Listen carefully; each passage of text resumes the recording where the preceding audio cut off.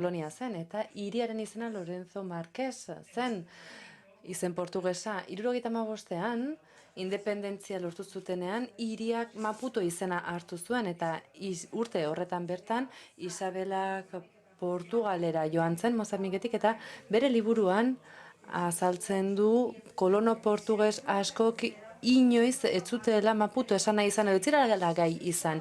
3 silaba horiek zailak egiten omen zitzaizkien Maputo esatea. Haientzat askoz errazagoa zen Lourenço Marquezen 5 silaba horiek. Lourenço Marquez. Musikalitatea du. Bai beste mundu bat da, ez? Eta hor hasten da gaia.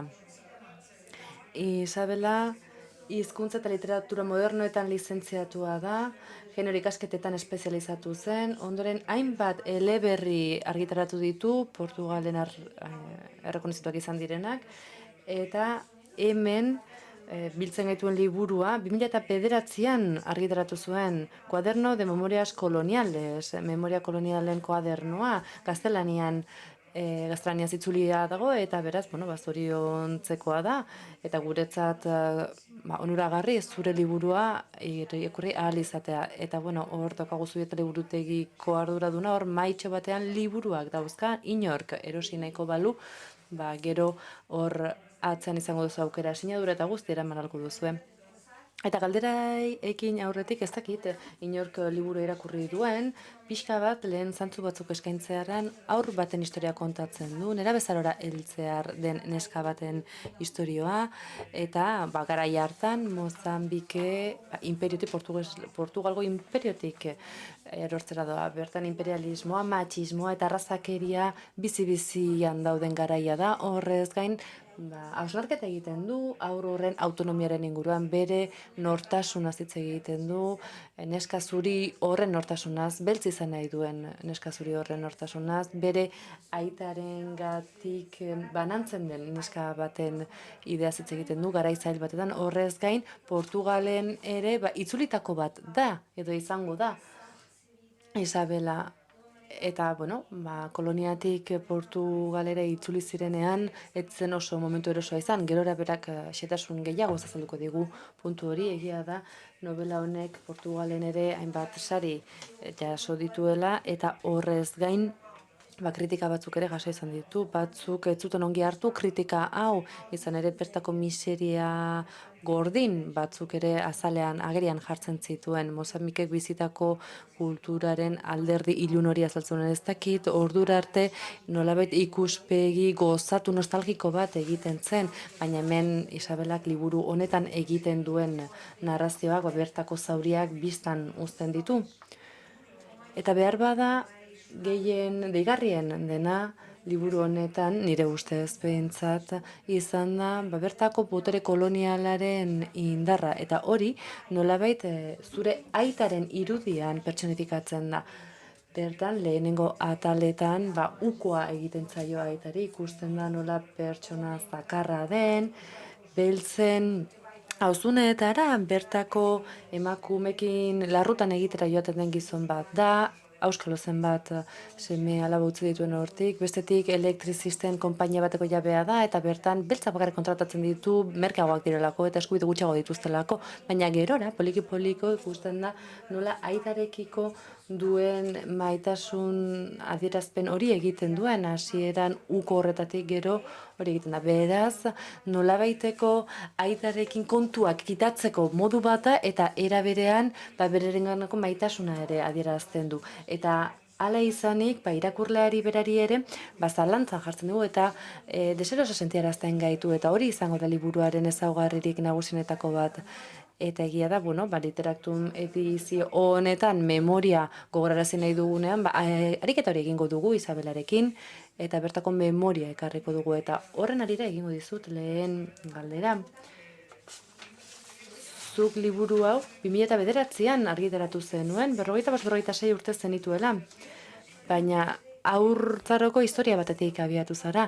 Zer gertatu zen? Zein izan zen detonantea? Zerk argitaratu arazi zizun liburu hau? Zure txikitako pasadizo zail hori kontatzeko liburu hau?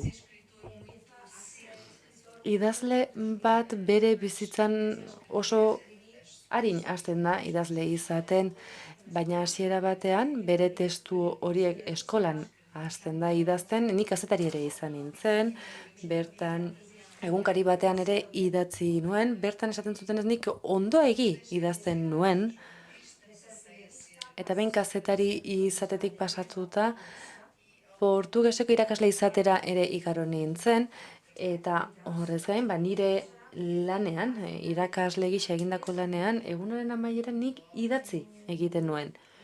Kuaderno batean idazten nuen, eta kuaderno horretan hasi nintzen nire memoriak idazten. Mozambikeko memoria horiek, Afrikako memoria horiek idazten hasi nintzen, eta hor ulertu nuen, egunaren amaiera nire kuadernoan egiten dituen idazketa horiek, behin nire irakasle lana amaituta egindako horiek katarsi bat adierazten zutela.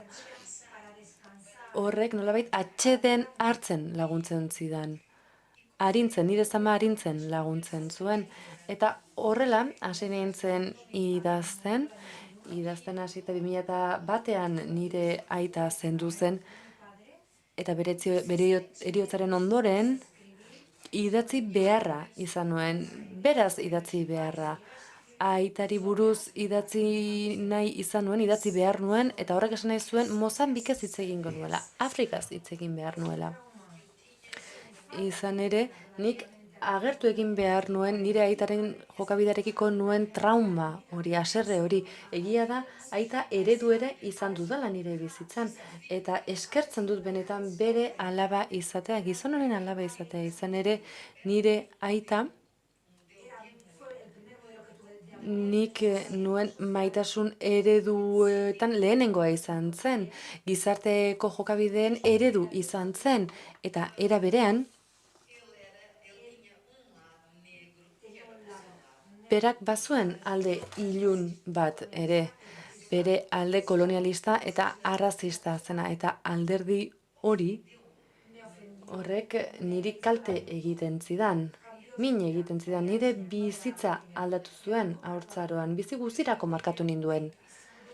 Izan ere, nik banuen nire baitan intuizio bat, eta ikusten nuen zer gertatzen ari zen, eta intuizioz banekin zer zegoen ondo eta zer ez, eta txiki-txikitatik kontzientzia izaten hasi nintzenetik jakin nuen nire aitak bertako beltzekiko zuen jarrera etzela egokia. Nire hezkuntza katolikoa zen, eta hezkuntza hori nire gurasoek transmitituterakoa izan zen. Hau da, eredu berak nire jokabideko eredu zuzenak erakusten zizkidan pertsona horrek berak, adierazten zuen berak etzeuzkala ezibide hori. Eta hoiek bi alderdi horiek nire memorian izozuta geratu ziren 40 urtez. Eta itxaroten egon ziren benetan haiek, gertaera horiek agertzeko moduaren zail egon ziren. Nik ezin nuen horretaz hitz egin aita bizirik zegoela, ez neukan ausardiarik horretarako, ez neukan aita mintzeko ausardiarik, izan ere oso gizon sendoa zen, eta berarekiko nuen haserrea ere handia zen. Eta gaur-gaurkoz aita aurrean edukitzeko aukerarik banu, esango nioke, orain entzungo didazu esan behar dizutan guztia, eta ez erantzun. Izan ere, nik haurtzaroan eta ondoren ere entzun egin behar izaten nion, eta isilik geratu behar izaten nuen. Eta liburua idazteak aukera hori eman zian, lehendabizikoz, haserre hori onartzeko, lehenik eta behin, eta berari esateko indarkeria edo bortizkeria guztiz, nire memorian gordetako guztia, amarraldi hoietan guztietan gordetako guztia, eta zure galderari erantzuteko zergatik idatzi nuen 40 urte pasatxo nituenean, bizitza bera konplexua delako. Eta nik liburu hau idatzi nahi nuen, argitaratuko nuen lehena izatea nahi nuen, eta orduan soilik izan zen posible.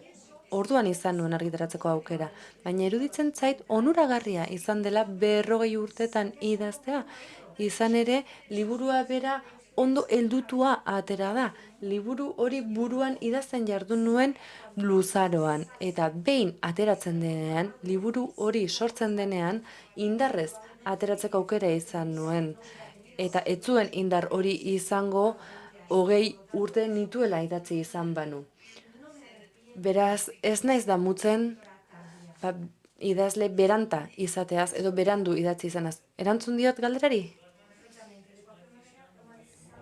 Bai, baina hartutako erabakian bera ere gogorra da, izan ere zure aita ez da bizi, baina oso modu gordinean erakutsiko duzu, agertuko duzu, zuk idatzen ezakeen eleberri bat pertsonaiak asmatzeko aukera zenuen, baina modu gordinean egiteko autua egin duzu. Izan duzu zalantzarik, beldurrik, nola hartu dute liburu hau zure etxekoek? Ez nuen, ez zalantzarik, ez beldurrik izan.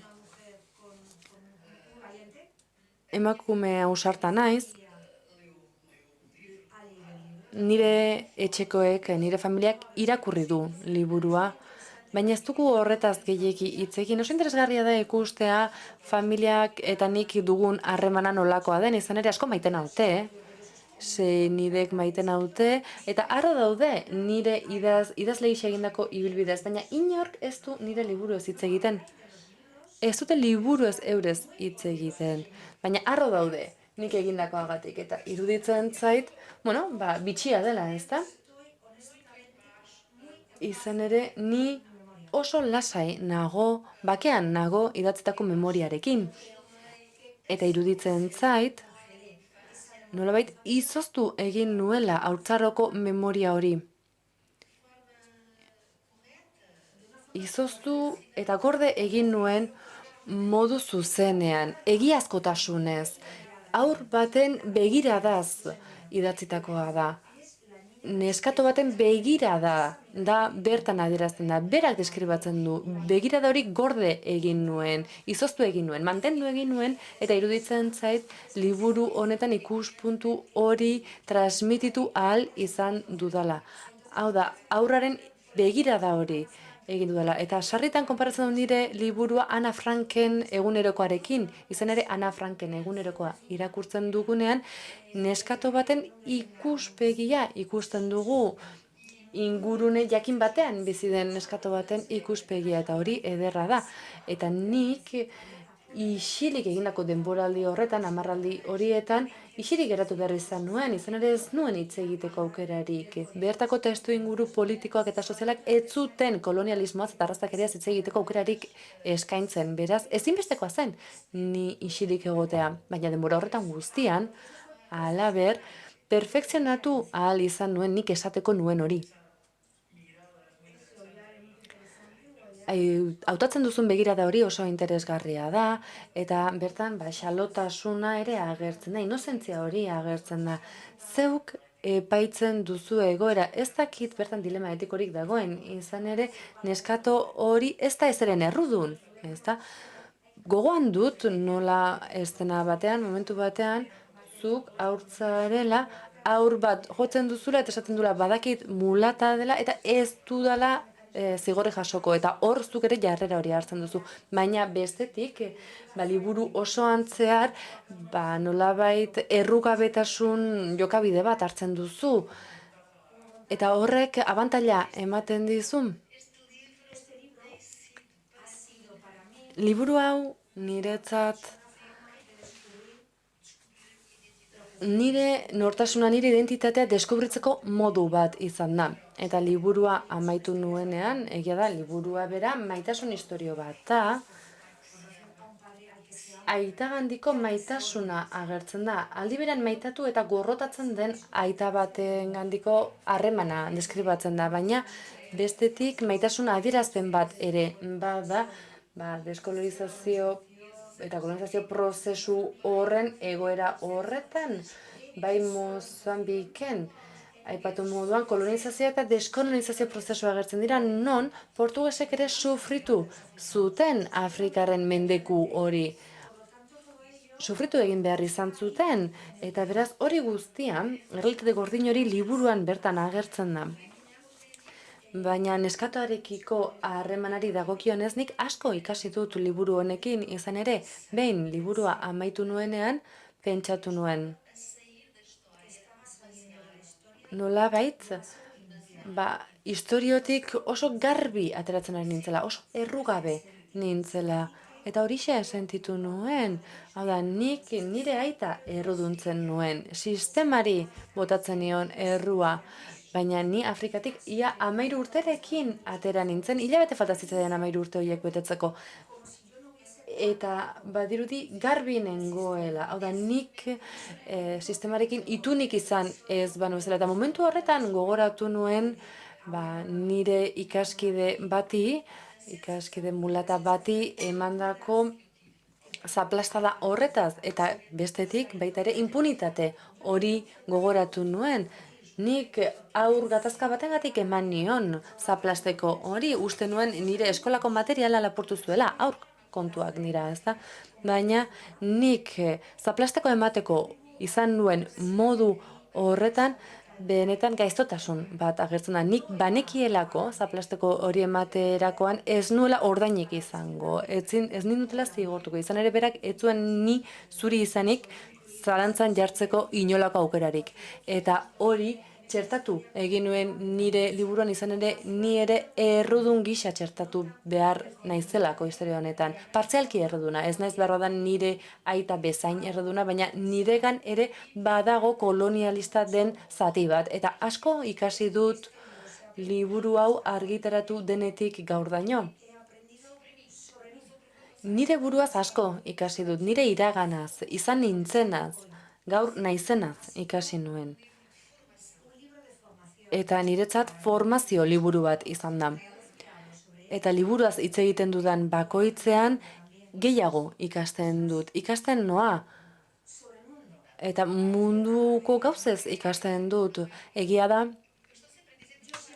nire aitaz sarri esaten dudala, nire aita ez dela monstro bat, aita pertsona bat, da, gutako edonor izan daitekeen bezala, badu alderdi sozial onargarri bat, badu alderdi gizatiar bat, bestetik emakume gizon barkatu eskuzabala zen, bere formazioa zuen, Europako kultura zuen, baina bazuen gaur egun inola ere onartu ezin den alderdi bat ere. Garai hartan onargarria zen, baina gaur egun ezin da onartu. Garai hartan helduentzako onargarria zen, baina nik nire aur ikuspuntutik ez nuen onartu. Nire sentsibilitateak ez zuen horrelakorik onartu.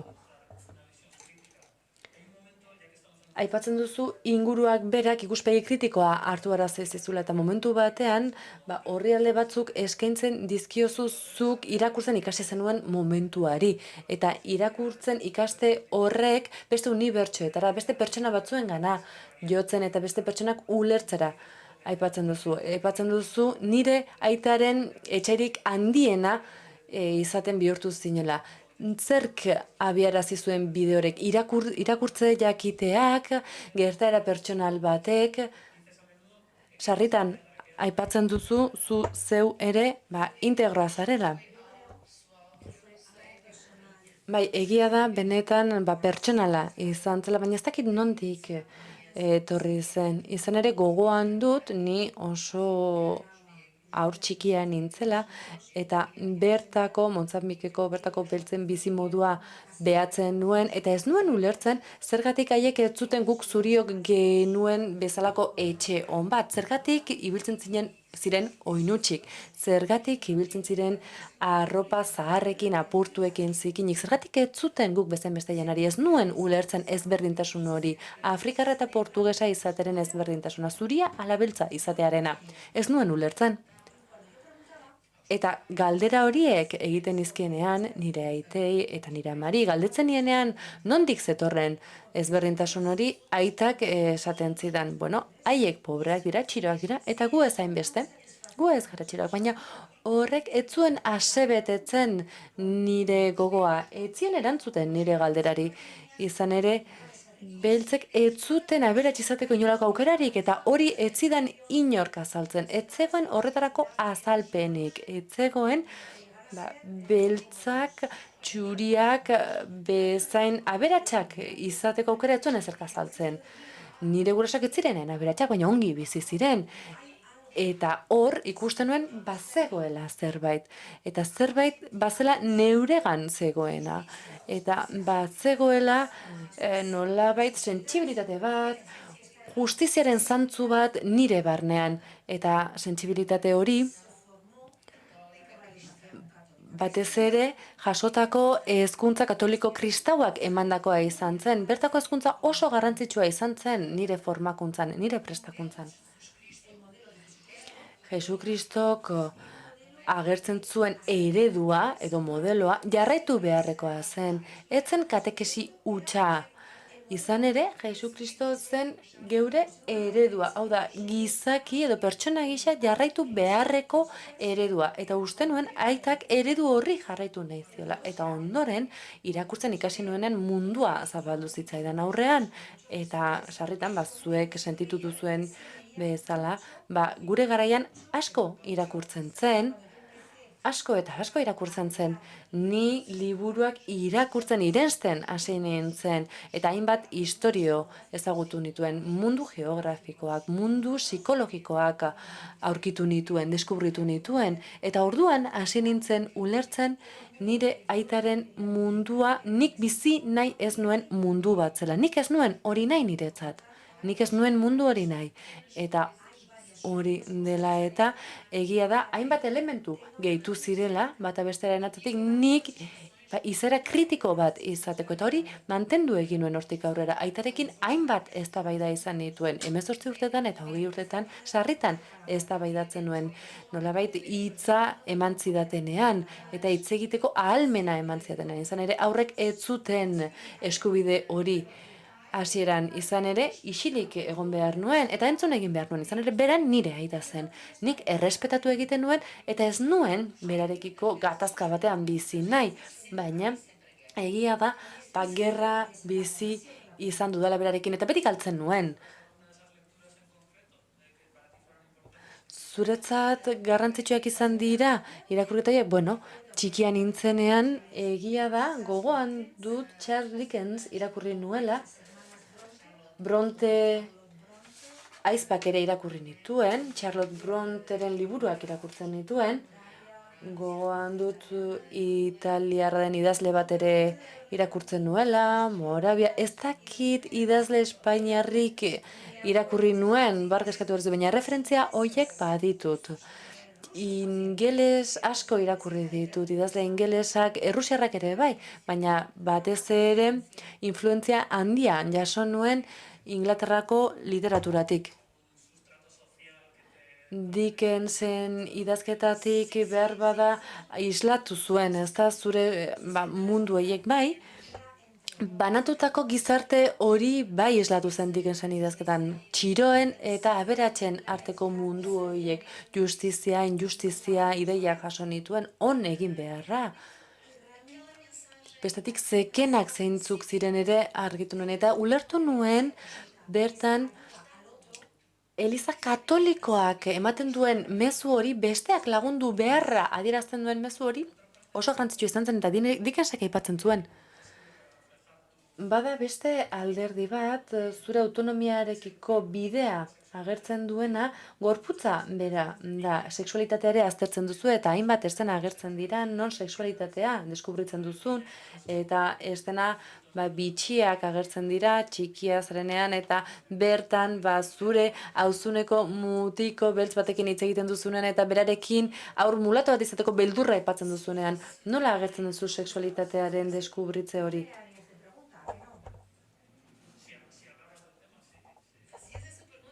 Hori zen galdera?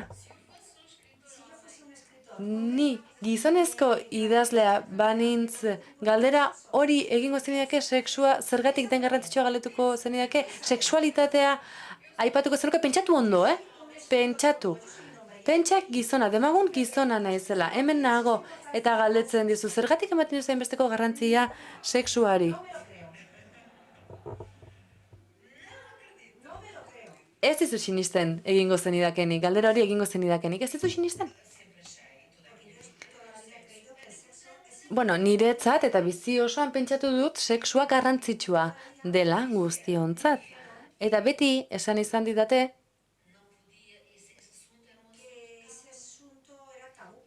tabua zela sexualitatea. Eta nik ez nuen ulertzen, auzi hori, ez nuen tabua izatea ulertzen. Eta era berean, egia da, neskamutilak azten ari direnean, aztea ez da irakurtzen ikastea bakarrik. Ez da labana eta tenorarekin jaten ikastea bakarrik. Ikastea da gorputza ezagutzea, sexualitatea bizitzea, eta gorputzaren sexualitate hori, neska katoliko gisa ukatu egiten zitzaidan. Eta beraz, esaten didatenean ezin duzu hori egin, nik hori egin nahi izaten dut. Eta esaten badidate hori debekatuta dago, hortik joatea debekatuta dago, saiatu egingo naz nolabait horra sartzeko bide bat topatzen. Eta ez dut beldurrik izan zentzu horretan, ez dut aurreiritzirik izan. Nik gorputzaz eta sexualitateaz hitz egin nahi nuen, eta nire urrengo liburua, Lakorda izenekoa, sexuari eta gorputzari buruzko liburu bat da, eta Portugalen ere galdera berak egiten dizkidate. Zergatik idazten ditudan sexualki hain ausartak diren eszena hoiek. Eta beti galdetzen dut, gizona banintz, seguruenik etzen idan galdera hori egingo. Gizona banintz, gizonezkoa banintz, autorizazio osoa izango nuke sexualitateaz hitz egiteko. Eta emakume gisa beti espiritualitateaz hitz idatzi behar dut, ezta? Benetan traumatikoa da. Sentitzen dut galdera ez gustatu izana. Ez, gustatu zait. Baina egia da hainbat gai gurutzatzen direla zure idazketan, gurutzatzen dira arrazakeria eta kolonialismoa zure bizitzako etapa ezberdinetan. Horregatik aipatzen nizun, zuretzat irakurtzea esnatze bat da, gorputza beste esnatze bat da. Eta etzabiltza bakarrik kolonialismoa hitz egiten. Sexualitatea aipatzen duzu, beti daude zuretzat gizartea banatzeko modu ezberdinak. Horregatik egin dizu sexualitatearen galdera hori. Izan ere beti gurutzatu egiten dira gai ezberdinak. Diskriminazio horiek islatu egiten dira hainbat gaietan, eta horren arira egin nahi nizun galdera.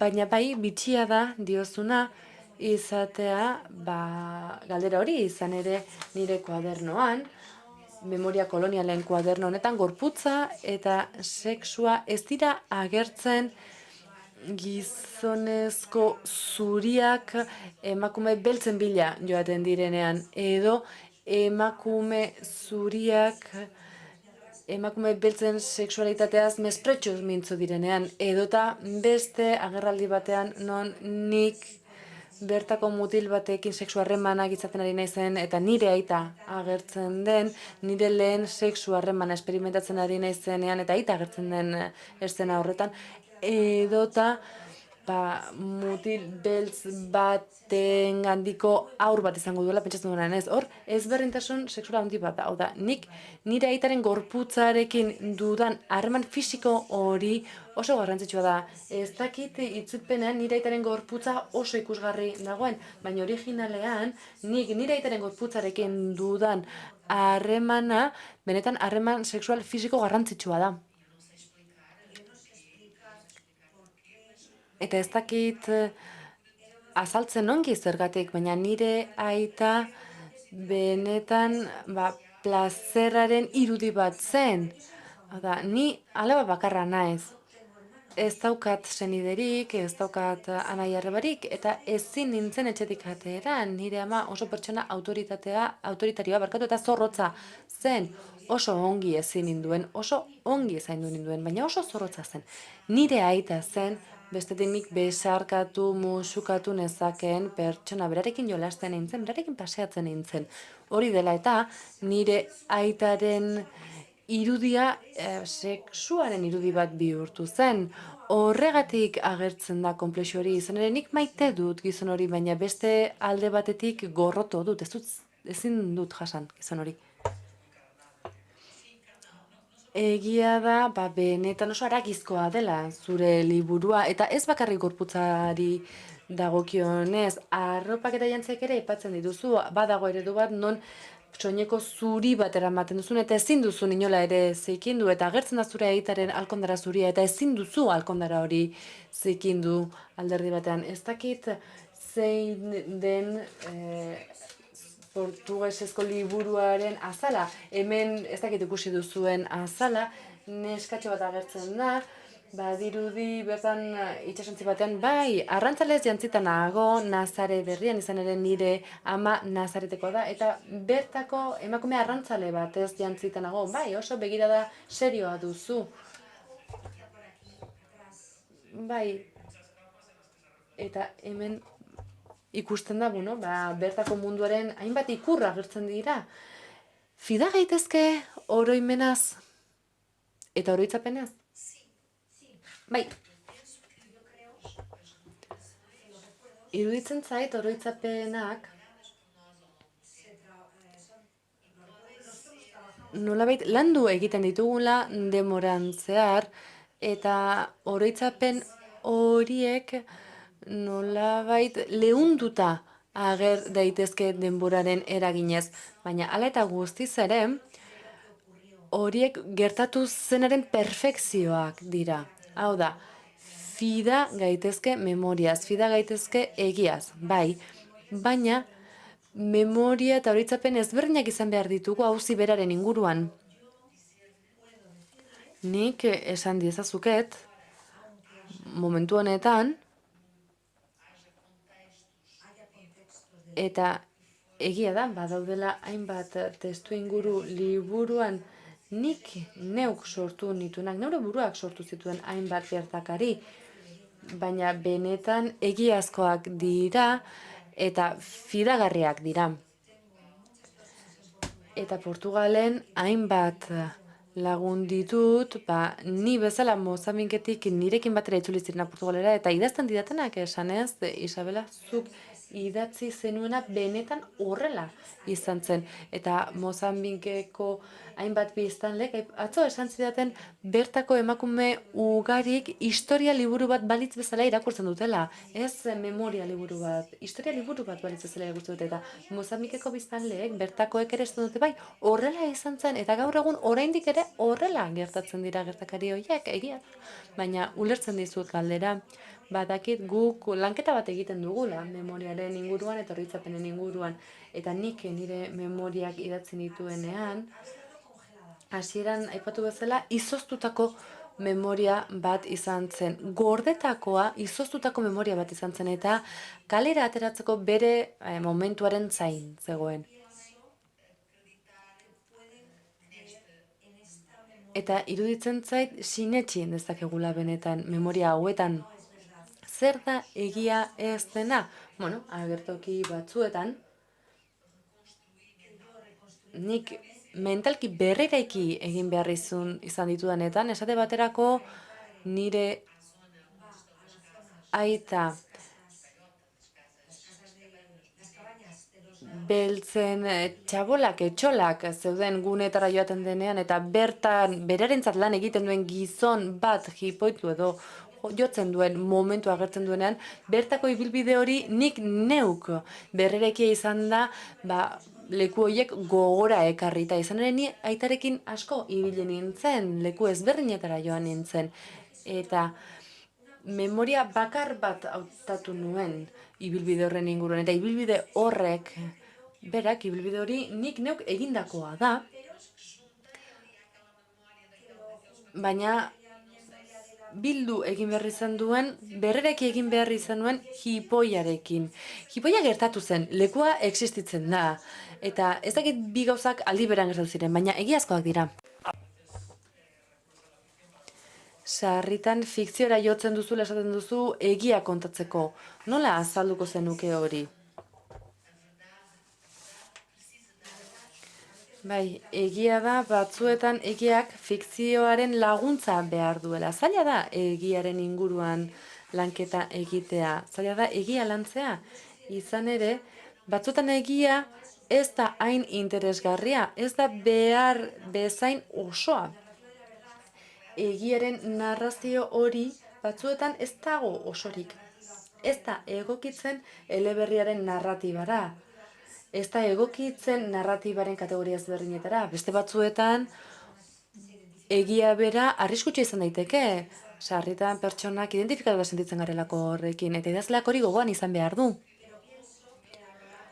Baina era berean pentsatzen dut nire irakurle lanean, nik literatura irakurle eta irakasle gisa jarduten dudanean, eta portuges hizkuntzaren eta literaturaren irakasle gisa egindako lanean, ikasi nuen estrategia ezberdinak erabiltzen, literaturako narratiba ezberdinak erabiltzen, eta haien bidez errealitatea lantzen.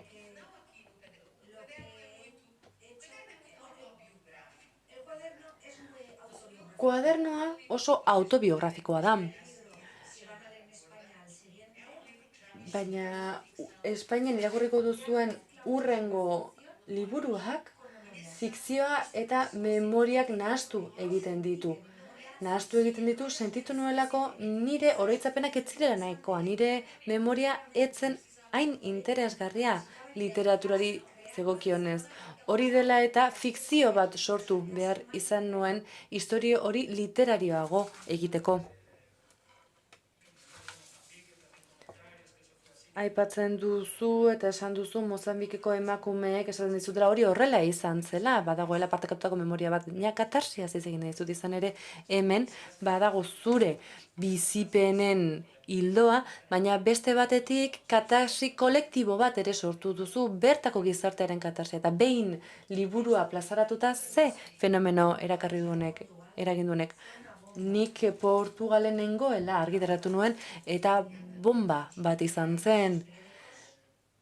Bertako egunkariek berehala erantzun zuten, erreakzionatu zuten, eta bertako iritziak hainbat iruzkin bildu zituzten, esanez portugesok ez ginela horrelakoak izan, ez ginela arrazistak izan, oso kolonialismo leuna eraman eta izan genuela, Afrikarrekin genuen elkarbizitza oso ona izan zela, memoria horiek faltsuak direla esaten zuten, eta emakume honek, eta hainbat irainekin jarraitzen du esaldiak, aipatzen du gezurtia dela, eta bar,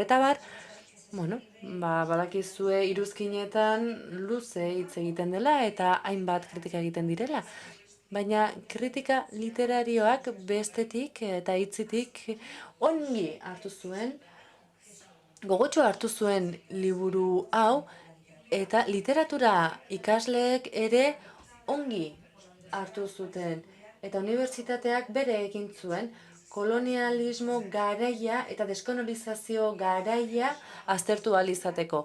Hau da, Portugalgo herriak orokorrean, portugesek orokorrean, ezinegona zuten liburu honekiko, ez zegoen bertako literaturan gizonetako libururik, bazeuden gatazka kolonialaren inguruko liburuak, eta bertako gizonek, gatazka hori bizituzten gizonen istorioak.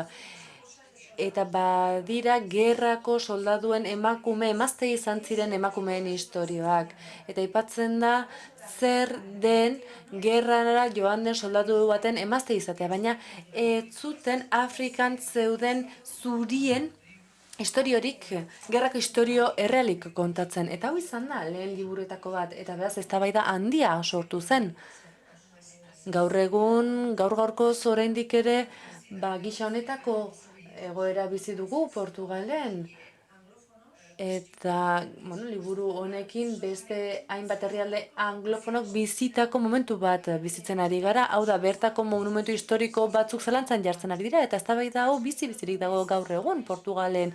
Hau da, erauziko ditugu, kenduko ditugu iraganean eredugarri izan ez ziren gizon horien monumentuak. Gaur egungo ideieki dagokienez, horiek ez dira eredugarri, beraz, estatu horiek kendu egingo ditugu eta itsasora botako ditugu. Eztabaida hori gaur egun Portugalen bizirik dago, eta uste dut ez nagoela oker esaten dudanean kuaderno honek garai hori zabaldu duela. Egia da, eta tamalez, eztabaida hori oso muturrekoa da. Gaur egun oso estremista da. Eta iruditzen zait, koaderno honek zabaldu duela eztabaida hori. Aipatu duzu, emakume horien testigantzak biltzen direla eta ados daudela, eta bestetik badaudela hainbat emakume zure adinekoak itzuli egin dira Portugalera ere, eta berresten dutenak historia horrela izan zila. Bai, asko dira hori dioten emakumeak ere. Nik nire helbide elektronikoko buzoian hainbat testigantzan ditut nik idatzitakoa berresten dutenak. Eta era berean, akademian berak, unibertsitatean ere, topatzen ditut hainbat historiako lan eta ikerketa nik idatzitakoa konfirmatzen dutenak. Horregatik gaur egun ez dut inolako konfirmaziorik eta onarpenik behar. Baina liburu hau ez da Portugalen gehien saldu dudana. Ez da erosoa portugesentzat. Portugesek lehenik nik argitaratutako beste liburua irakurriko dute, eta bertako idazkera gustatzen bazaie, asko gustatzen bazaie, orduan nire beste liburua bilatuko dute, eta orduan irakurriko dute hau, orduan hautatuko dute hau. Baina ez da gehien saldu den liburua. Oso deserosoa da portugesentzat. Zu Portugalera joaten zara, egia da, itzuli esan behar nuen, baina lehenengoz joaten zara, zu Mozambiken jaioa zara, eta lehenengoz joaten zara Portugalera ez da. Eta zure horrietan oso gogor deskribatzen dituzu Portugalko metropolietako biztanleak. Sarritan esaten duzu, itxusiak direla, tristeak direla, bestetik bertako metropoliko jendeak ukatu egiten ditu, zu bezala itzuli direnak. Zure adinean zerrekin egin zenuen topo? Fenomeno orokorra izan zen, zure familiak nola bizitu zuen itzulera hori, etzena berezko itzulera izan, infernua izan zen. Benetan, nik egia diot, ni Portugalera 1975ean itzuli nintzen, edo joan nintzen, Azararen 22an laster izango da itzuleraren urte mugan. Eta benetan egun hotza, iluna, tristea zen. 30 graduko temperaturatik 10 gradutara iritsi nintzen. 30 gradu ezetik 10 gradu lehorrera joan nintzen, eta bertako portugesek ez zuten ondo hartzen nik portugalez nioena, izan ere nire gurasoek Portugal aipatzen zutenean nekazari ez hitz egiten zuten, zelai berde zabalez aipatzen zituzten. De tijolo vermelho. Aipatzen zituzten, adreilu gorriak zituztenak, eta Portugalen deskribapen hori beti iruditu zait Suitzaren modukoa zela. Filmetan ikusten nuen Suitzaren modukoa zen, eta ez dakit ezagutzen duzuen Sound of Music, hemen Sonrisas y Lágrimas gisa itzuli zena, hori iruditzen zitzaidan, eta Portugalera iritsi nintzenean benetan ikusi nuena ezberdina, erabat ezberdina izan zen, etxe txiroak ikusi nituen, etxe ilunak.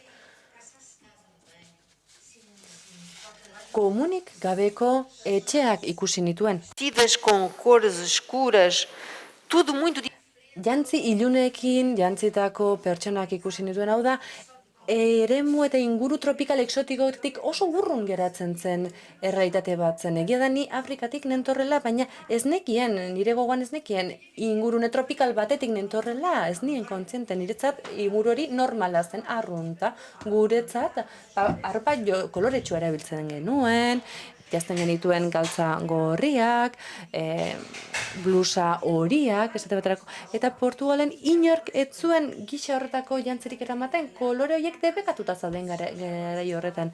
Nire realitatean, zuhaitzak, frutarbolak, fruituz beteta egoten ziren, bertako mangoak, papaiak, baita bananak ere, fruta horiek guztiak oso koloretsuak ziren, eta egia da, Brasila karrela horreko gora, nik Brasilera bidaiatu dut, orentxe etorri ez Brasil, joan den hilabetan egon naiz, eta bertan natura koloretsua da, gorreak, horiak, naranjak, fruten koloreak dira, eta Mozambiken hori horrela zen, baina Portugalera iritsi nintzenean, azaroan, herrialde triste eta herri triste batekin egin nuen topo. Eta kostatu egin zitzaidan urte asko behar izan nituen Portugal zer den ulertu ahal izateko. Gaur egun ulertzen dut zergatik den Portugal herrialde triste bat. Izan ere, bertako biztanleak txiroak ziren eta diktadura batean bizi diren biztanleak txiroak dira eta triste bizi dira. Nik Mozambiken ikusi nuen bertako zuriak, portugesak ziren zuriak, zuten bizimodua Portugalgo biztanleena, baina askoz gorago, askoz aberatsagoa zela. Nire aitak Portugal utzi eta Mozambikera bidaiatzea erabaki zuenean, erabaki hori bizimodu hobea bilatzeko hartu zuen. Beste bizimodu bat eta lortu zuen.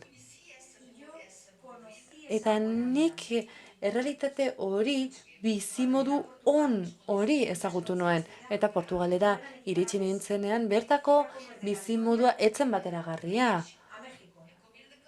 Kaliforniatik Mexikora joatea bezalakoa izan zen. Benetan ezberdintasuna ikaragarria zen. Bertako giroa. Eta era berean bertako pentsamunduaren aberastasunara aipatu behar ditut. Eta niretzat oso garrantzitsua den auzi bat aipatu behar dut hemen. Izan ere, ni oraindik ez naiz ohiko portuges bat. Portugaldarrek ez naute bertakotzat hartzen. Esaten didate, horrela zara zu Afrikarra zarelako. Afrikatik zatozelako. Ni ez naiz baxu hitz egiten duen, isilik egoten den Portugaldar ohiko bat. Ni ez naiz nabarmentzen ezten bat, nik ez daukat lotxarik, ozen hitz egiten dut, ez daukat beldurrik, ausarta naiz, kritikatu egiten dut. Eta Portugaldarrak ni baino lotxatiagoak dira. Eta hori dela eta beti atzerritar sentitzen naiz Portugalen. Baina Mozambiken bertan ere ez naiz etxean sentitzen. Hori dela eta ez naiz, ez ohiko Mozambiketar bat, ez ohiko Portugaldar bat. Hor bien artean nonbait nago, ez dakit zehazki non. Behar bada, nire lekua, ez dakit, atzerritar leku bat da, oso zaila da definitzeko.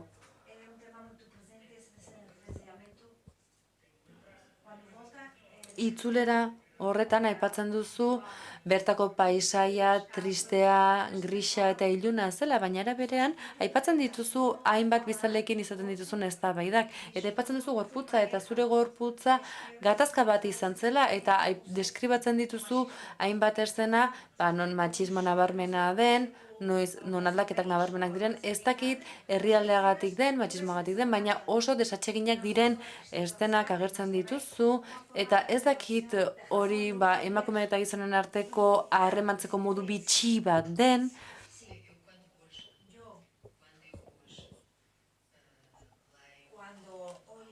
Bai, egia da nik gaur egun artikulu bat irakurtzen dudanean sexu jazarpenaren inguruan,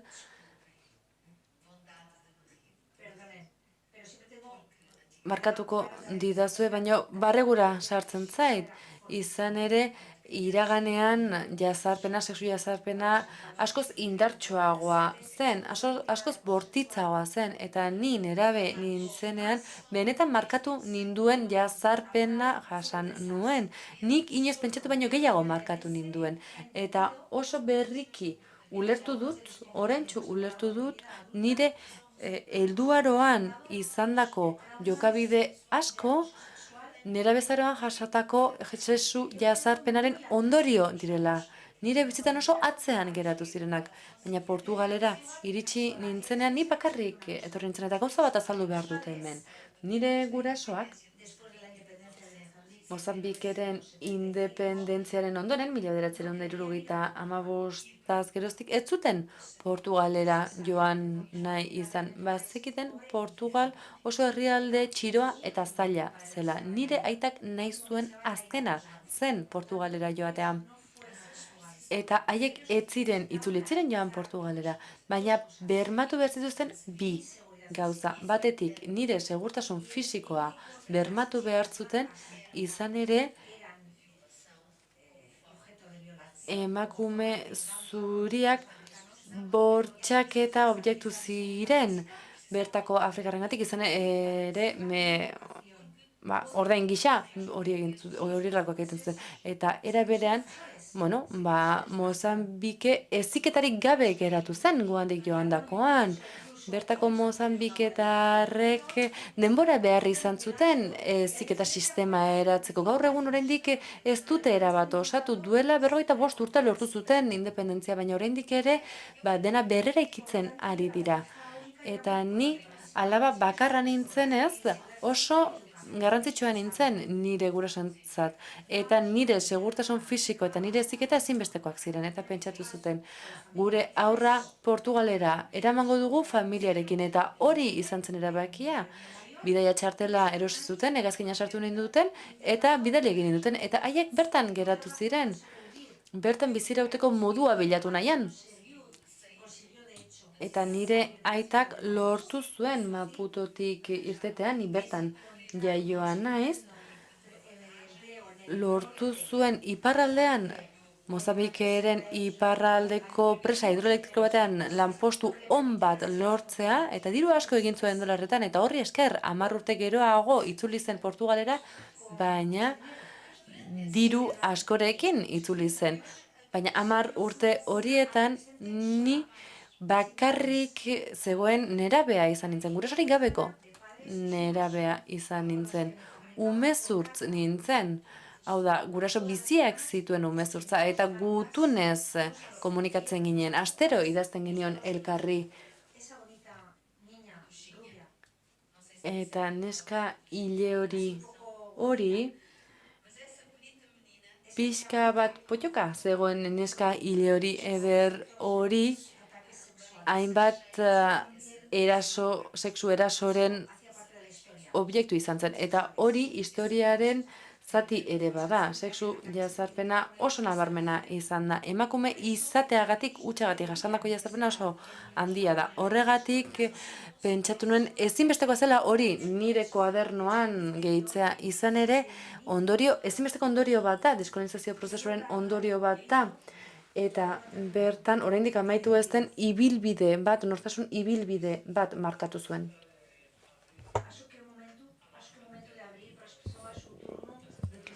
Galdera txanda bat irekiko dugu, norbaitek galderaren bat egin nahiko balu, bai, gustatuko leitzadake, inolako lotxarik gabe egin galderak. Bai, mikrofona erabili beharko dugu, izan ere streaming bidez ematen ari gara gaurko hitzaldia. Oraintxe emango dizute mikrofonoa. Horrela denaik entzun dezagun. Usted ha hablado solo de Zure buruaz eta zure aitaz bakarrik hitz egiten duzu, baina zein zen zure gurasoen arteko harremana? Eta zure aita katolikoa zen?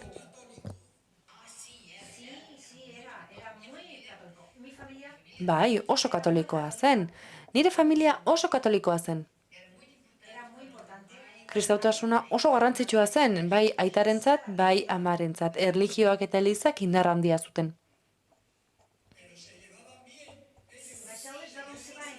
Ondo konpontzen ziren elkarren artean, zure gurasoak? Bai, oso ongi moldatzen ziren.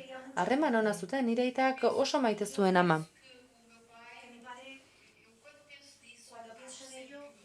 Eta beren harremanean pentsatzen dut, naiz eta nire aitak traizio egin zion amari, sarritan, asko maite zuela, benetan maite zuen ama, erabat maite zuen.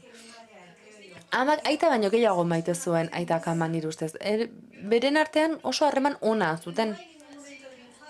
Ez dago momenturik nire haurtzaroan non nire gurasoen arteko eztabaida bat entzun dudan. Ez zuten eztabaidatzen. Nire aitak amarekin hitz egiten zuen, aholku eskatzen zion, amak bazuen nolabaiteko botere bat berarekiko, oso aholku onak eta zentzudunak ematen zizkion, eta benetan bikote ona izan zuten. Harreman ona zuten, baina, hala eta guztiz ere, eta naiz eta nik gerora jakin dudan, bueno, nire aitak traizio egin ziola amari, edo sarritan saiatzen zela, bueno, eta hori ohikoa zen iraganean, eta oso ondo dakizue zuek ere. Eta zure ikasketei dagokionez, sexualitateaz hitz egiten duzu. Etzen ikastetxeetan sexualitatea ikasten lantzen? Ez? Hori ez da ikastetxeetan ikasten. Inoiz ez. Eskolatik kanpo ikasten da hori. Baina etzen egon pertsonarik zuregan eragina izan zuenik, edo sexualitateri buruzko aholkurik emango dizunik, izan ere gauza bat esango dizut. 74an nik Saharan egin nuen soldaduzka, eta bertan, egun batean, otorduaren ondoren, bazkaldu ondoren, etzen inor zutitu, eta bertako apaiza etorri zen, eta apaizak azaldu zigun sexualitate osoa. Eta guk, bueno, nik 22 urterekin sexualitateari dagokiona edo jakin nuena, katxondeoaren ondori izan zen, baina bazirenen bat gauza emakumei buruz, ez genekizkienak emakumei buruz 23 urtekin. Zuk etzen nuen izan apaiz baten edo influentziazkoa izan zen inoren erreferentziarik eredugarri izanik? Ez zen alakorik izan. Eta hori, elkarrizketa hori segurenik gizonen artean errazagoa da. Egiten diotxut, ez nuen eredurik edo irakaslerik izan. Nire gurasoen etxean bazen liburu bat, sexu heziketari buruzkoa, eta ezkutuka irakurtzen nuen. Ezkutuan irakurtzen nuen liburu bat izan zen. Oso liburu zientifikoa zen, sexu heziketari buruzkoa zen, sexu organoen irudiak agertzen ziren, eta hori nik nire gelan ezkutatzen nuen eta irakurri egiten nuen. Baina ez nuen kanpoko eraginik influentziarik jaso. Etzen alakorik egon. Nik uste dut nik sexualitatea bakarrik neure kabuz deskubritu nuela. Eta ulertu nuen, sexua onuragarria zela, gustatzen zitzaidala, eta hori oso garrantzitsua izan zen niretzat. Eta garrantzitsua egin zen inolako taburik gabe, niretzat etzen tabua. Ni banekien debekatuta zegoela, eta ezin niola inori haren berri eman, baina nik pentsatzen nuen etzegoela txarrik sexuan. Eta oraindik ere hori pentsatzen dut. Hainbat galdera daude. Lehenik eta behin, zorionak liburuagatik bikaina izan da eta gaurko solasaldia ere bai. Barkatu nor ari da izketan osongi. Eskerrik asko. Zuk polemika aipatzen duzu sarritan Portugalgoa iragan kolonial horren inguruan eta, normala da horrek polemika sortzea, oso zaila baita horri aurre egita, baina zenbateraino izan da polemikoa zuk erabiltzen duzun hizkera gordin hori, izan ere, zuk hori aipatzen zu, eta hau deigarri izango da, zure hizkera bera ere deigarri izan da, joderritza aipatzen duzu, eta horrek polemikarik piztu du, zure idazkerak, hizkerak berak polemika sortu du? Eskerrik asko, galderagatik. Uste dut Portugalen hitz horiek literaturan erabiltzen dituen lehenengo emakumea naizela. Joderritza aipatu duen lehenengo emakumea naizela. Portugalen esaten ez den beste hitz bat ere erabiltzen dudana, koño hitza erabiltzen duena, eta hitz gordin horiek, hitz bortitz horiek ez dira erabiltzen Portugalgo literaturan, emakumeen eskutik ez behintzat, zergatik erabili ditut nik. Iruditu zaidalako indar handikoak direla, eta hitz horiek, aipatzen ditugun hitz horiek, guk gure egunerokoan, aipatzen ditugun hitz horiek oso adierazkorrak dira, adierazpen indar handia dute, eta saiatzen ez, nik bilatu egiten dut adierazpen hori, indar hori, adierazkortasuna bilatzen dut, nire testuaren bidez indarra transmititu behar dut, energia, kolorea, beldurra bada ere. Eta beraz, hitz horiek bilatu egiten ditut, eta semantikoki ahalmen hori duten hitzak bilatzen ditut. Horregatik erabiltzen dut, joder hitza, eta erabiltzen dut, koño hitza, oso hitz bortitzak direlako. Eta nik ideia hori, bortizkeriaren ideia hori transmititu nahi nuen eskandalua izan zen Portugalen. Hainbat irain jaso nituen horren harira. Denetarik ditu zidaten, eta mindu egin ninduten, benetan. Baina ez nintzen gero minduta senditu, putatik gora esan zidaten. Badago beste deserosotasun bat, ez bakarrik koño edo follar, larrutan egin hitzak erabiltzen dituzulako, baina niretzat, bestetik gozoa den puntua agertzen denean, esaten duzunean zure aita gorrotu duzula eta era berean maite duzula. Deserosotasun hori bilatua da, baina deigarria da guretzat. Esan ere guk pentsatu nahi dugu, nire aita arrazista da, baina maite dut. Hor, benetan askatzeko zailagoa den korapilo bat dugu. Hitzetik haratago. Bai, ulertzen dut. Baina irakurle ohiko irakurlea hitz horiekin geratzen da. Eta esan du, nor da emakume hau? Debekatuak hitzak erabiltzen dituen, hau nor da? Nola du hitz horiek erabiltzeko ausardia? Beste galdera bat daukagu hor, oraintxe emango diote mikrofonoa.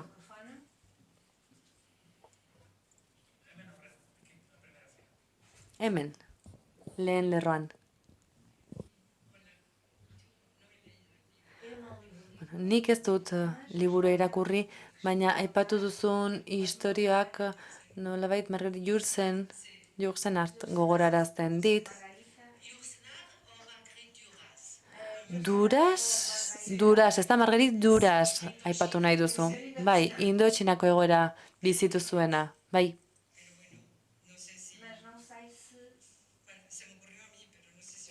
Niri bururatu zait, baina ez dakitzuk inspirazio hori jaso duzun.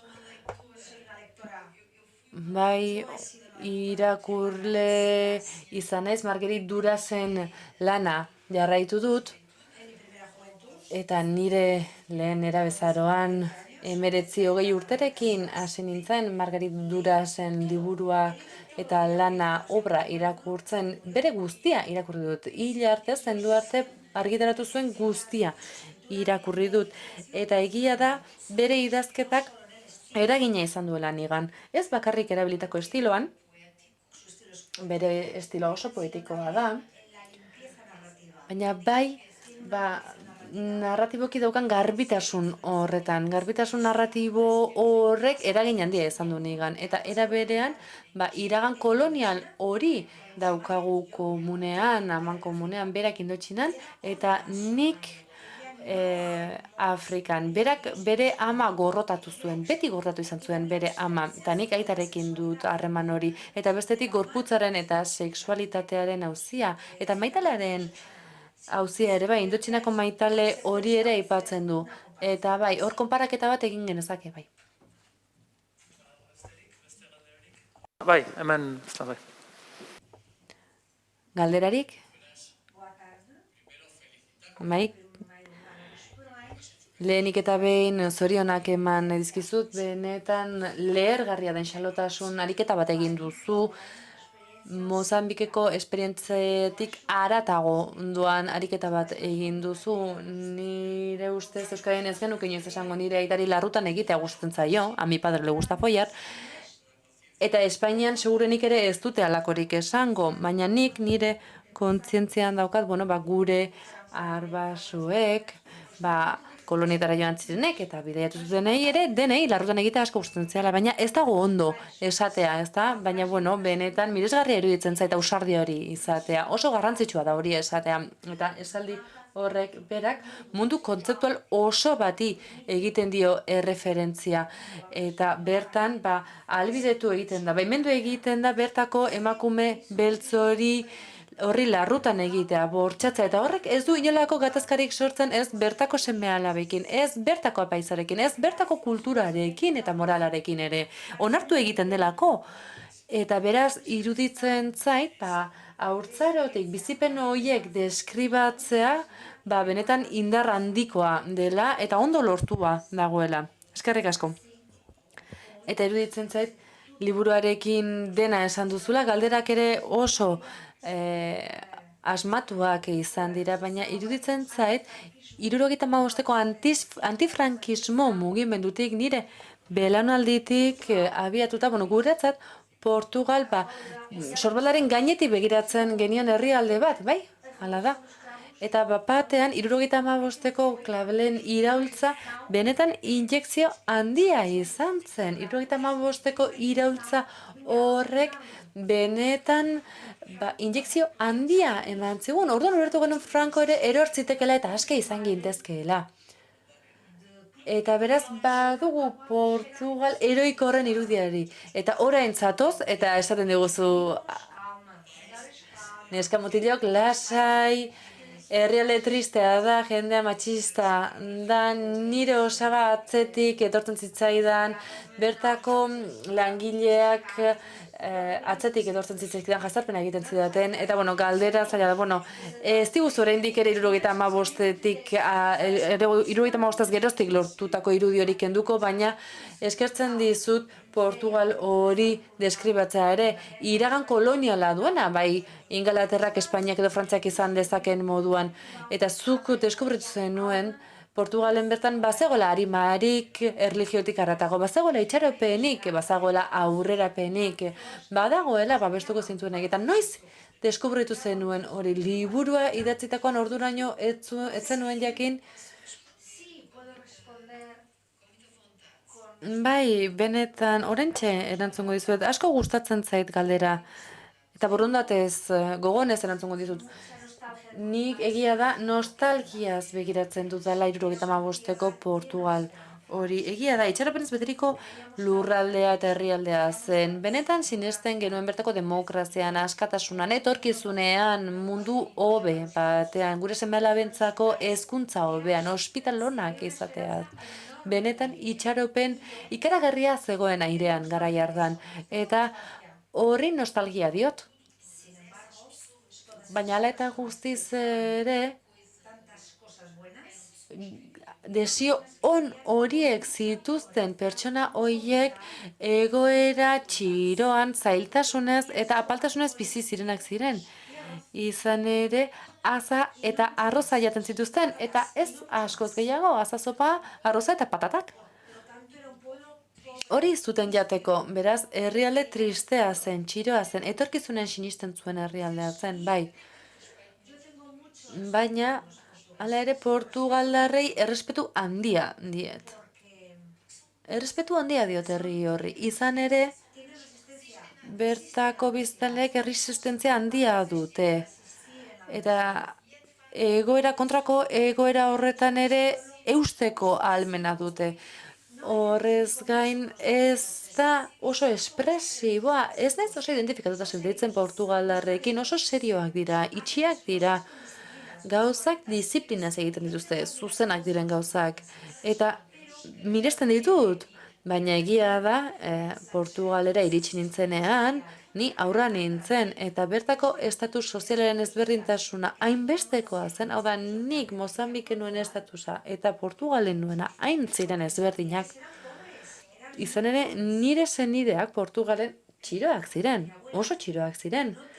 Nire amonak ez zuen etxean komunik zuloa zuen lurrean.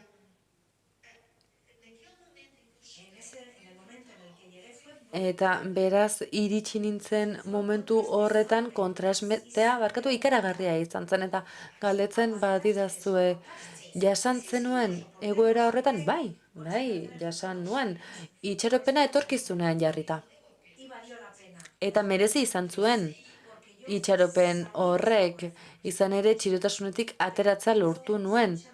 Baina oraindik ere 75-ko Portugal horri nostalgian begiratzen diot. Gaur egun ez da bizi. Benetan pesimista den herrialde bat, fatalista da. Beti izan den moduan eta horrek eskatu egiten hau.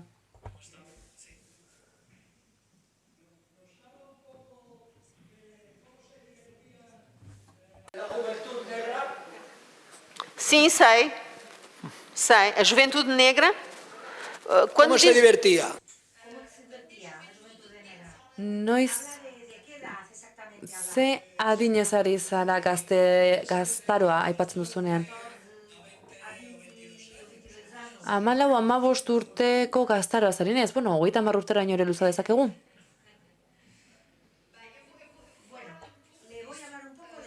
Bai, gaztaro horretaz hitz egingo dizut pixka bat. Ni aur nintzela mintzen dituten gauzetako bat, zen bertako Afrikarrek Mozambiketarrak lan eske ibiltzen zirela bertako zurien etxeetan 6-7 urte zituztela. Nire adinean 6-7 urterekin aurrak etortzen zitzaizkigun etxera ogia eskatuz eta lanpostu bat eskatuz. Zer esan nahi dut horrekin? Ni aur zuria, hau da, 5 urtetatik ikastolara joan nintzen, aur neskato zuri bat nintzen, eta beltzek bazuten eskolara joateko aukera, ez zegoen debekatuta. Baina oinetakoak behar zituzten, arropak behar zituzten, liburuak erosteko dirua behar zuten, eta ez zuten. Eta hori dela eta Mozambiketar gehienek ez zuten eskolara joateko aukerarik. Etxeetan lan egiten zuten bertako zerbitzari gisa, edo enpresa bat zuten zurien langile gisa, nire aitaren moduan erizat enpresa bat zuen bertan. Eta beraz, txuri horiek lan egin behar zuten bertako familiari bizitzen laguntzeko, bere familiai bizitzen laguntzeko. Nola divertitzen ziren normalean, igandeetan elkartzen ziren, taldean, abestu egiten zuten, zerbeza garagardoa edaten zuten, dantzan egiten zuten, normalen igandetan, eta lanean ari zirenean ere, nire aitaren langileak bertako lanetan lan egiten zuten bitartean, izan ere nire aitak elektrizitatea sartzen zuen bertako eraikinetan. Bertako instalazio elektrikoak egiten zituen. Etxe eta eraikin barruetako instalazio elektrikoak egiten zuten. Eta Maputo hiria, uste dut bertako eraikin guztiak, eta nire aitak eta bere langileek elektrifikatu zituztena. Eta nire aitaren langile horiek lan egiten zutenean, irratia martxan izan ohi zuten.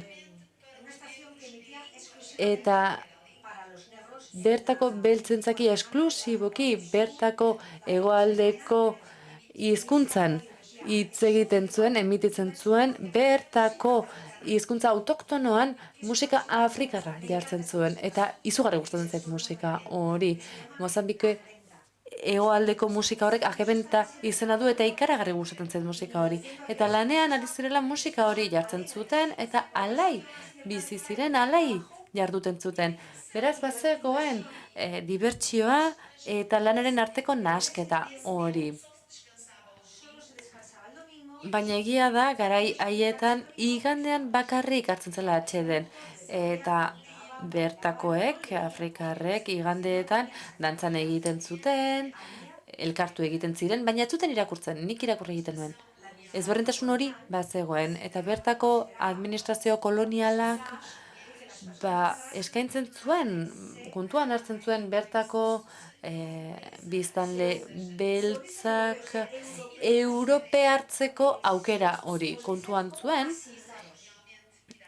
eta baimentzen zuen eskolara joatea, baimentzen zien dokumentu ofizialak izatea, eta asimilatutako pertsonatzat hartzen ziren, eta bertako hierarkia publikoan gora egin zezaketen, funtzionario postuak lort zitzaketen, baina ez ziren asko horretarako gaitasuna markatu zutenak, batzuk bai, baino ez asko.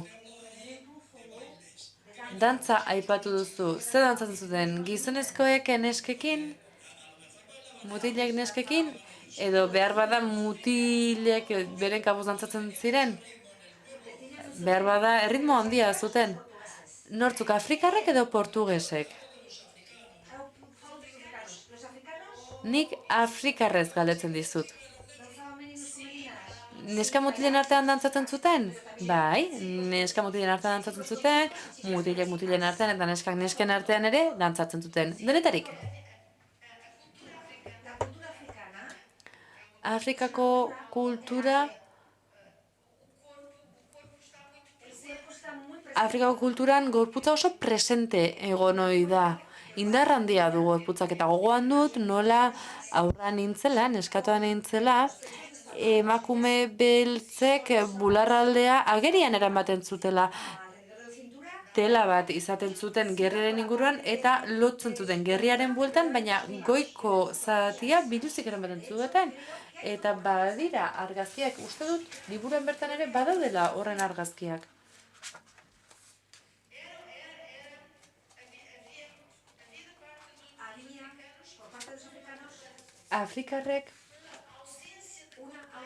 Afrikarren aldetik bazegoen konplexu gabetasun hori. Afrikarrek ez zuten gorputzaren konplexu hori.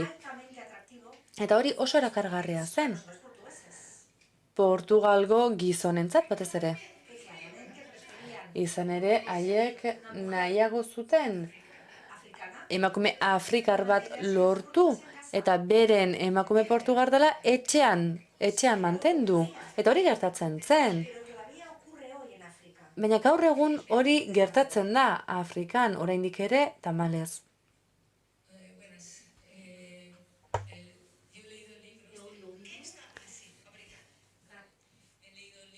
Kaixo, nik irakurri du liburua, asko gustatu zait, narrazioa bera, narrazio egiteko modua ere bai, eta azaltzen duzun historia ere asko gustatzen zait. Ulertzen dut zure aita jarri duzula erdigunean, sarritan.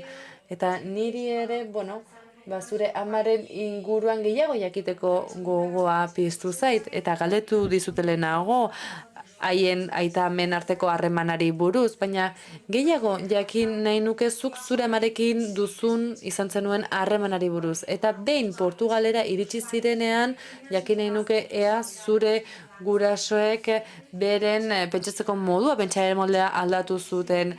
Beste 10 urte kolonian bertan bizi ondoren, deskolonizazio garaian bizi ondoren ere, aldatu zuten pentsamoldea izan zenuen zure amarekin harreman pertsonalagoa izateko aukerarik, azaldu zizun bere zorroztasun horren jatorria zein zen, lortu zenuen berarekin harremana hobetzea?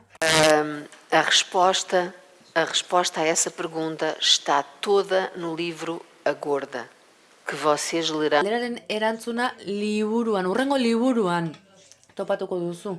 Liburua argitaratzean jakingo duzu. Izan ere, idatziko argitaratuko dudan hurrengo liburua amari buruz izango da. Hurrengo liburu horretan aita ia ez da agertuko eta ama agertuko da. Baina erantzungo diot galderari. Portugalera iritsi zirenean, ez zuten pentsamoldea aldatu. Pertsonek ez dute pentsamoldea aldatzen. Hori Disneyko gauza da. Disneyko filmetan gerta daiteke hori bakarrik.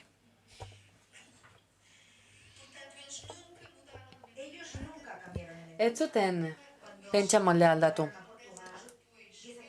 Portugalera iritsi zirenean 10 urte geroago ni emakume heldua nintzen, ia 23 urte nituen, eta ez nuen inondik ere nahi nire gurasoek nire bizimodua kontrolatzerik.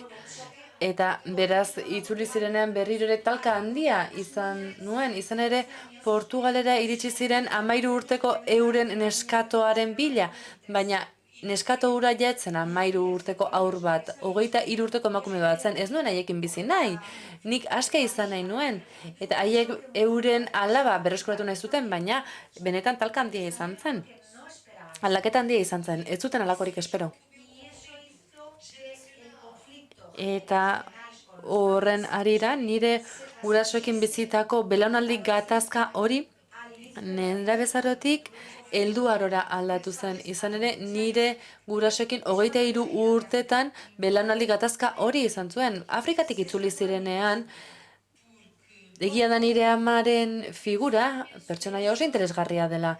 Izan ere, nire amak tratu txarra izan du. Hurrengo liburuan benetan oso emakume zorrotza agertzen da. Bere amari, bere alabari bizitza osoa eragozten dion emakume bat agertzen da. Izan ere oso emakume zorrotza zen, zintzoa zen, baina zorrotza. Oso katolikoa zen. Nolabait zentzu monastikoan. Eta horrek eragin handia izan zuen nigan. Baina era berean osotasun hori lortzea eragotzi zidan. Nolabait zekendu egin ninduen, zikiratu egin ninduen. Eta zergatik ez da aipatzen nire ama liburu honetan bizirik zegoen? Zergatik ez zaio heltzen amaren gaiari? Nik liburu hau argitaratu nuenean nire ama bizirik zegoelako, eta nik ez dut bizirik dauden pertsonei buruz idazteko indarrik izan. Nire amak jakin zuen liburu hau argitaratu nuela, baina jada oso adinean oso aurreratuta zegoen, eta eskatu zidan liburua irakurtzeko. Nik irakurri nion liburua, baina zentsuratu egin nuen, hitzik gordinenak ez nizkion irakurri, ez nuelako nahi berak haien berri jakiterik, eta berarentzat liburua pixka bat zentsuratu egin nuen bere azken egunetan zoriontsu izan zuen, eta asko gustatu zitzaidan nik neuk zentsuratutako liburua. Gerora ama zendu zenean, 2013an, ez, 2016an, jada argitaratuta zegoen liburua, eta liburu hau amari buruzko liburu bat izan zen. Eta orduan benetan urgentea zen nire amaz hitz egiteko, oso pertsona interesgarria da. Baina emakume zaila izan zen. Errekontzilietu ote nintzen amarekin, berregin nuen harremanan nire amarekin bizirik zegoela, uste dut uste dut orain ari naizela, oraindik ere errekontziliazio hori bilatzen. Oraindik gaur egun hemen nagoen momentu honetan harekin hitz egiten dut eta bakeak egiten saiatzen ari naiz gaur gaurkoz. Baina egiten emakume bikaina zen, nire aita ere bai. Baina, defektu txiki hori zuen. Isabelak Disney itxaropen horren aurka duen esaldi horretan, nik markatu nituen esaldi batzuk aipatzen du, bando guztiek dute aldatu ezin daiteken egia bat, ezin da ezer egin horren kontra. Inork ez du errurik gabe bizi lan egiteko egoera horre egiteko. Beraz, hemendik ez dugu itxaropen handirik izango bertako pertsonaengan. Bai, izan dezakegu sinesmen hori, sinez dezakegu oraindik ere pertsonaengan alderdi iluna eta alderdi argia dauzkagu. Beste galderarik? Beste inork egin nahi du galderarik, banatze aldera. Bai, esan. Seguramente que todas las madres, como aquí pasaba antes, Hemen gertatzen zen moduan iruditzen zait emakume guztiek berdintxu jokatzen zutela. Hau da, hemengo semelak ateratzen zirenean ere amek aholku txarrak ematen zizkion. Hau da, normalean ez zuten kontu zibiltzeko bertako mutilekin eta bar. Bai, egia da, bertako sexualitateaz bi gauza aipatu behar ditugula. Lehenik eta behin 11 urte nituela